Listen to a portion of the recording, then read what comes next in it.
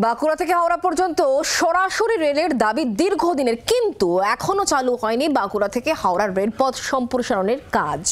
কবে জুড়বে বাঁকুড়া হাওড়া সরাসরি রেলপথ? কবে মিটবে যাত্রী ভোগান্তি? দীর্ঘদিনের জট কেটেছে, যুক্ত হয়েছে বাঁকুড়া রায়না রেলপথ, কিন্তু রায়না থেকে মশাগ্রাম হয়ে হাওড়া পর্যন্ত রেলপথ সম্প্রসারণের কাজ এখনো থমকে। ফলে আশা মেটেনি বাঁকুড়া বর্ধমানের বিস্তীর্ণ অঞ্চলের মানুষের। কবে গড়াবে বাঁকুড়া হাওড়া ট্রেনের চাকা? কবে হবে দীর্ঘ প্রতীক্ষার অবসান?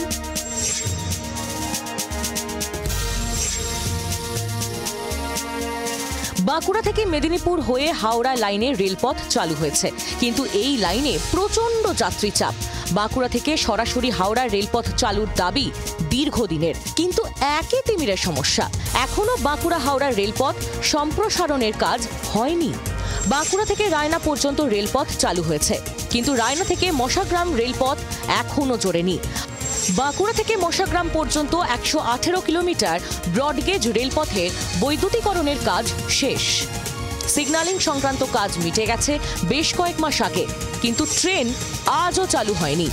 বাঁকুড়া থেকে রায়না পর্যন্ত আসা গেলেও রায়না থেকে মশাগ্রাম রেলপথ জোড়েনি, ফলে বাঁকুড়ার সঙ্গে হাওড়ার সরাসরি সংযোগ সম্ভব হয়নি।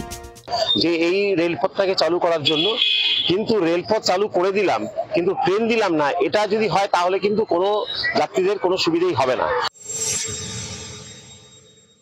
বাঁকুড়া টু হাওড়া ভায়া মশাগ্রাম এই রেলপথটিও হয়ে গেছে, এটা তো নতুন ট্রেন আমরা দেবো। এর বাঁকুড়া থেকে সরাসরি যেটা কলকাতা যাবে, সুপার ফাস্ট একটা হবে, শুনছি তো হচ্ছে কই।